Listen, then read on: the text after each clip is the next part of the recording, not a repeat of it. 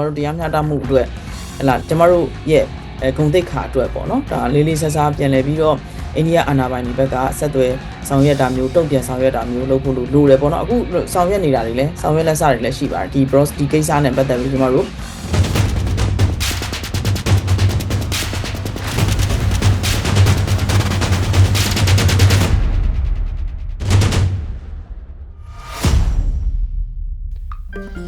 မင်္ဂလာပါခင်ဗျာ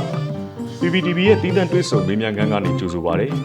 ပြီးခဲ့တဲ့ရက်ပိုင်းကအိန္ဒိယမြန်မာနယ်စပ်တမူးမြို့နယ်မှာပြည်သူ့ကာကွယ်ရေးတပ်ဖွဲ့ပကဖအဖွဲ့ဝင်10ဦးကို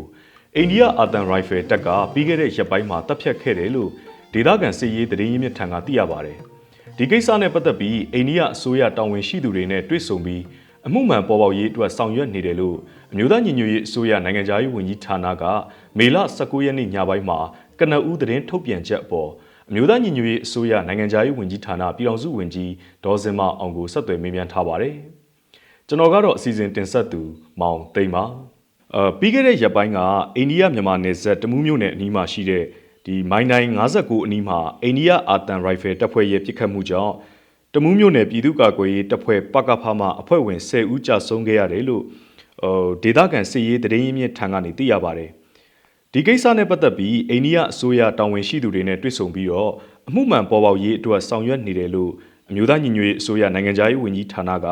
မေလ19ရက်နေ့ညမှာအတိပေးထုတ်ပြန်ထားတာကိုတွေ့ရပါတယ်။အိန္ဒိယစစ်တပ်ဘက်ကတော့နယ်စပ်စစ်စင်ရေးတစ်ခုအတွင်းမှာလက်နက်ကင်အဖွဲ့တစ်ခုကိုရှင်းလင်းနိုင်ခဲ့တယ်လို့သတင်းထုတ်ပြန်ထားတာကိုလည်းတွေ့ရပါတယ်။ဆိုတော့ဖြစ်စဉ်အမှန်ကဘယ်လိုပါလဲ။ဘယ်နေရာမှာဖြစ်ပွားခဲ့တာလဲဆိုတာသိရမလားဝန်ကြီးခင်ဗျာ။ဟုတ်ကဲ့ကျမတို့ရဲ့ဒီကနဦးပေါ့နော်ဒီကာကွယ်ရေးဝန်ကြီးဌာနနဲ့ရောကျမတို့ချိတ်ဆက်ပြီးတော့ကြားနာမှုတွေပေါ့နော်စစ်ဆေးမှုတွေရရှိတဲ့သတင်းအချက်လက်တွေအရာဆိုလို့ရှိရင်ဒီသတင်းကတဝက်မှန်တဝက်မှားဖြစ်နေတာပေါ့နော်တဝက်မှန်တဝက်မှားဆိုတော့ခုနဖြစ်ပွားခဲ့တဲ့နေရာမိုင်းတိုင်းတွေကတော့မှန်ပါတယ်မှန်တယ်နောက်ပြီးတဲ့ခါကျတော့ကျမတို့ဒီရဲဘော်10ဦးတပ်ဖြတ်ခံရတယ်ဆိုတဲ့ကိစ္စလည်းမှန်ပါတယ်မှန်တယ်ပေါ့နော်ဆိုတော့ဒါပေမဲ့တခြားသောခုနပြောသလိုပေါ့နော်ထိတွေ့မှုဖြစ်ပွားခဲ့လို့ဖြစ်တာလားဆိုတဲ့ကိစ္စကတော့မသေးခွဲဘူးပေါ့နော်ဒီအတိုင်းပဲဒီအာဆန်ရိုင်ဖယ်ဘက်ကနေပြီးတော့နေဆက်လုံခြုံရေးလုပ်ရင်းနဲ့ဒီဘက်မှာရောက်လာပြီးတော့ဒီလိုဖမ်းဆီးတပ်ဖြတ်မှုဖြစ်သွားတာလားဆိုတဲ့ဟာကလည်းမသေးခွဲဘူးပေါ့နော်ကျမတို့ report တွေအရဆိုလို့ရှိရင်တော့အဲ့ဒီမှာ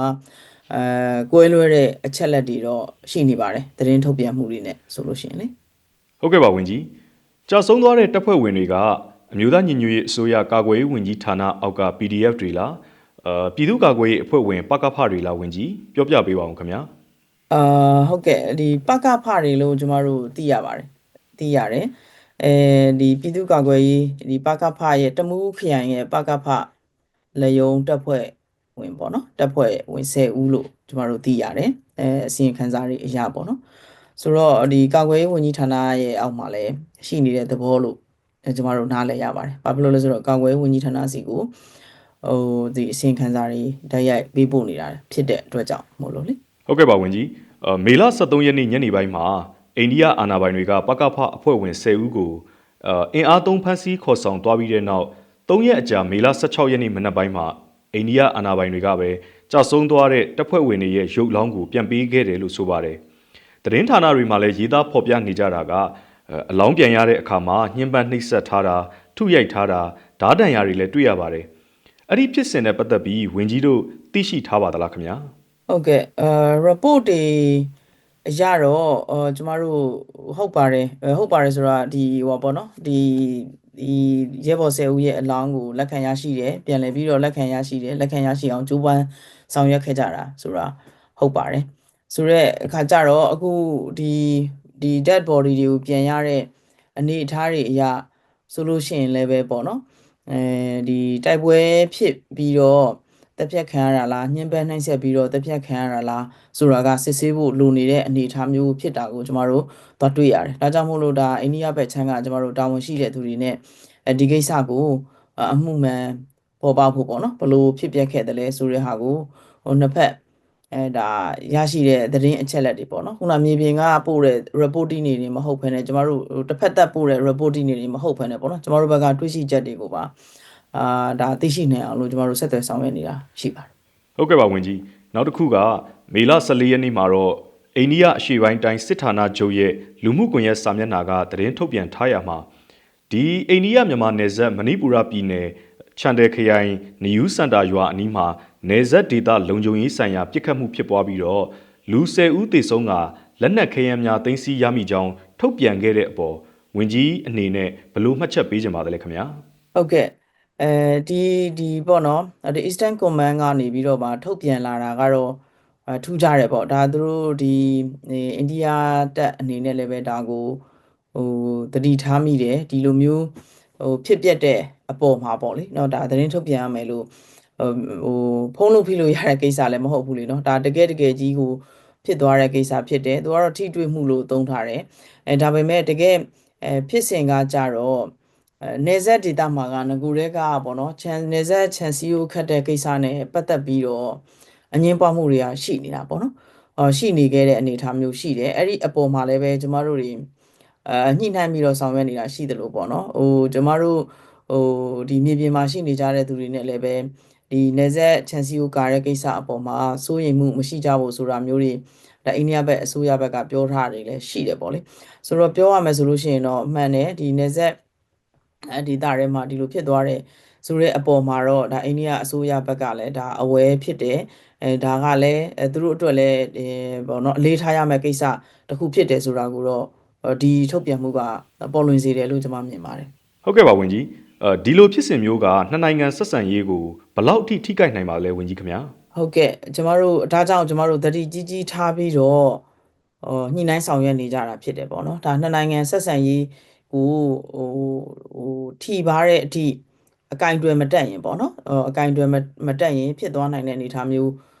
ဖြစ်တဲ့အတွက်ကြောင့်မို့လို့အရန်လဲထိလွယ်ရှလွယ်တဲ့ကိစ္စဖြစ်တယ်ပေါ့နော်နောက်ပြီးတော့ဒါမှားယွင်းပြီးတော့ဖြစ်တယ်ဆိုလို့ရှိရင်လည်းမှားယွင်းပြီးတော့ဖြစ်တယ်ဆိုတာကိုဟလာလက်ခံဖို့လိုတာပေါ့နော်လက်ခံဖို့လိုတယ်ဘာလို့လဲဆိုတော့အိန္ဒိယနယ်စပ်ဆိုတာကလည်းနှစ်ကိုင်မျိုးစုံရှိနေကြတဲ့အခါကျတော့မှားယွင်းမှုလည်းဖြစ်ကောင်းဖြစ်နိုင်ပါတယ်သို့တော့တကယ်ပဲမှားယွင်းဖြစ်ခဲ့တာလားဒါမှမဟုတ်ရင်တိတိကြီးနဲ့ပဲဖြစ်ခဲ့တာလားဆိုတာကတော့ကျွန်တော်တို့ဒါ internal report တွေအရာပေါ့နော်တေချာလေးရှင်းလင်းရမယ့်ကိစ္စဖြစ်တယ်ပူပေါင်းဆောင်ရွက်ရမယ့်ကိစ္စဖြစ်တယ်လို့တော့ကျွန်မမြင်တယ်ဒါကြောင့်အခုအိန္ဒိယအစိုးရနဲ့ပေါ့နော်နှစ်နိုင်ငံဆက်ဆံရေးကိုလည်းရှေ့ရှုပြီးတော့ကျမတို့မဖြစ်တင်တာတွေမဖြစ်ရအောင်ပေါ့နော်နေဆက်တည်ငြိမ်ရေးကိုလည်းမထိခိုက်အောင်နှစ်နိုင်ငံဆက်ဆံရေးကိုလည်းမထိခိုက်အောင်အမှုမှန်လည်းပေါ်ပေါက်အောင်ပေါ့နော်ဒါဒီဟာကိုကျမတို့အခြေခံပြီးတော့ပူပေါင်းဆောင်ရွက်လျက်ရှိပါတယ်ပေါ့နော်ဆိုတော့အဲ့ဒါလေးပြောချင်တယ်ဘာကြောင့်လဲဆိုတော့အိန္ဒိယချင်းနိုင်ငံတွေနဲ့ဆက်ဆံရေးကကျမတို့အတွက်အရေးကြီးတယ်တစ်ဖက်မှာလည်းပဲကျမတို့နိုင်ငံသားတွေရဲ့ဂုဏ်သိက္ခာရှိပေါ့နော်ဒီနေနိုင်ဖို့လို့ဟလာကိုနိုင်ငံကိုတိုင်းပြည်ထဲမှာပေါ့နော်ဆိုတော့ကျမတို့တိုင်းပြည်ကလည်းအားလုံးသိတဲ့အတိုင်းပဲဒီစစ်အာဏာရှင်စနစ်ကိုတွန်းလှန်တိုက်ခိုက်နေရတဲ့အချိန်စစ်အာဏာရှင်စနစ်ကြောင့်တိုင်းပြည်ကဖက်ဖက်ကနေဒီစစ်အာဏာသိမ်းမှုကြောင့်ဖက်ဖက်ကနေပြီးတော့ယိုယွင်းနေတဲ့အခြေအနေမျိုးမှာကျမတို့အိန္ဒိယချင်းနိုင်ငံတွေကကျမတို့ကိုဟလာဒီ territorial integrity ပေါ့နော်ဒီဒါကိုအလေးထားလိုက်နာဖို့လို့ဒါအပြင်ကိုလေးလေးဆဆရှိဖို့ဆိုတာကျမတို့အင်မတန်ရုန်းကန်ရတဲ့ကိစ္စဖြစ်ပါတယ်အဲ့တော့တစ်ဖက်မှာလည်းပဲကျမယုံကြည်ပါတယ်ကျမတို့အိန္ဒိယချင်းနိုင်ငံတွေကလည်းပဲတစ်ဖက်နိုင်ငံရဲ့ကိုယ်အိန္ဒိယချင်းနိုင်ငံတစ်ခုရဲ့ဖြစ်နေတဲ့အခြေအနေတွေအပေါ်မှာပေါ့နော်အခုညီဖို့ပဲပေါ့နော်အခြေခံပြီးတော့အိန္ဒိယချင်းကောင်းပီတစွာနဲ့ဆက်ဆံဆောင်ရွက်ဖို့ကျမအနေနဲ့မျှော်လင့်နေအဲ့ဒီလိုဆက်ဆံဆောင်ရွက်မှုမျိုးရရှိလာအောင်လည်းပဲကျမတို့ကအခြေခံပြီးတော့စူးစမ်းဆောင်ရွက်နေတယ်ပေါ့နော်အခုဒီလိုကိစ္စမျိုးကတော့ကျမတို့ဒီနှစ်နိုင်ငံဆက်ဆံရေးကိုအကင်တွယ်မတိုင်အထူးသဖြင့်လူထုပေါ့နော်မြေပြင်အခြေအနေလူထုရဲ့စိတ်ခံစားမှုကိုကျမတို့တေးသေးချာချာလေးပေါ့နော်မထိန်နိုင်ရင်တစ်ချက်နောက်အဲ့ဒီအပေါ်မှာကျမတို့တွေကဒီ escalate ဖြစ်အောင်ပေါ့နော်ပို့ပြီးတော့ဟိုဘယ်လိုပြောမလဲဒေါသတွေဒီဝမ်းနဲ့ပူဆွေးမှုတွေကိုပို့ပြီးတော့ဘယ်လိုပြောမလဲမိလောင်ရလေးပင်မလုံးမိဖို့လိုတာပေါ့နော်ဆိုတော့ဒါမျိုးတွေလည်းကျွန်တော်တစ်ဖက်မှာလည်းပဲဒီလိုမလုပ်ဖို့ဆိုရင်ကျွန်တော်တို့တရားမျှတမှုအတွက်ဟလာကျွန်တော်တို့ရဲ့ဂုဏ်သိက္ခာအတွက်ပေါ့နော်ဒါလေးလေးဆဆပြန်လဲပြီးတော့အိန္ဒိယအာဏာပိုင်တွေဘက်ကဆက်သွယ်ဆောင်ရွက်တာမျိုးတုံ့ပြန်ဆောင်ရွက်တာမျိုးလုပ်ဖို့လိုတယ်ပေါ့နော်အခုဆောင်ရွက်နေတာတွေလည်းဆောင်ရွက်လက်စတွေလည်းရှိပါတယ်ဒီ bros ဒီကိစ္စနဲ့ပတ်သက်ပြီးကျွန်တော်တို့ ပူပေါင်းဆောင်ရွက်နေတာကမပြီးစီးသေးပါဘူးကျမတို့ဒီချာလေးဂရုတစိုက်နေပေါ့နော်နိုင်ငံဆက်ဆံရေးကိုထိခိုက်မှုမရှိအောင်လို့မို့လို့စူးစမ်းဆောင်ရွက်နေပါတယ်ဟုတ်ကဲ့ပါဝန်ကြီးဒီကိစ္စနဲ့ပတ်သက်ပြီးဝန်ကြီးအနေနဲ့ဘာများဖြည့်ဆွတ်ပြောချင်ပါတယ်ခင်ဗျာဟုတ်ကဲ့ဒီကိစ္စမှာကျမတို့တွေအိန္ဒိယဘက်အချမ်းကပေါ့နော်တာဝန်ရှိတဲ့သူတွေနဲ့လည်းဒီကိစ္စကိုအကြောင်းပြုပြီးတော့ကျမတို့ဘာပဲပြောထိတွေ့ဆက်ဆံရတဲ့သဘောရှိတယ်ရခင်ကလည်းရှိခဲ့ပါတယ်ဒီလိုရှိဒီဒါကဘာကိုပြနေလဲဆိုတော့နေဆက်ဒေတာတွေကနော်စစ်ကောင်စီရဲ့ထိန်းချုပ်မှုအောက်မှာရှိနေကြတာမဟုတ်ဘူးဟလာအထူးသဖြင့်ကျမတို့တော်လိုင်းအင်အားစုတွေ NUG အပေါင်းပဲပေါ့ဒီအင်အားစုတွေလည်းထဲမှာရှိတော့ဒါကျမတို့ကနေဆက်ဒေတာလုံခြုံရေးအတွက်ဆိုလို့ရှိရင်ကျမတို့ဒီနဲ့ပူးပေါင်းဆောင်ရွက်ဖို့လိုတယ်ညှိနှိုင်းဆောင်ရွက်ဖို့လိုတယ်ဆိုတာကိုအထင်ရှားပြနေတဲ့ဒါဖြစ်စဉ်တစ်ခုဖြစ်သွားတယ်လို့ပဲကျမအနေနဲ့မြင်တယ်ပေါ့နော်ဒါကျမတို့ဘက်ကလည်းတတိထားဆောင်ရွက်ရမှာတွေဒီထက်ပိုပြီးတော့ပေါ့နော်ဒီဘယ်လိုပြောမလဲနှစ်နိုင်ငံဆက်ဆံရေးအတွက်ကောနေဆက်ဒီတာလုံခြုံရေးရဲ့သဘောတဘာဝဒီကိုရောပေါ့လေနောက် sensitivity ပေါ့အထိလွယ်ရှားလွယ်ဖြစ်မှုတွေကိုရောကျမတို့ဒီပေါ့နော်ဒီတော်လိုင်းရေးအဖွဲ့အစည်းများကလည်းပဲပို့ပြီးတော့တတိထားရမယ့်အခြေအနေတစ်ခုဖြစ်လာတယ်ဆိုတဲ့ဟာကိုတော့ကျမတို့မြင်ရပါတယ်ပေါ့နော်ဒါလေးပဲကျမထည့်ပြီးတော့ဖြည့်ဆွတ်ပြောချင်ပါတယ်ဟုတ်ကဲ့ကျေးဇူးတင်ပါတယ်ဝန်ကြီးခင်ဗျာဟုတ်ကျေးဇူးအများကြီးတင်ပါတယ်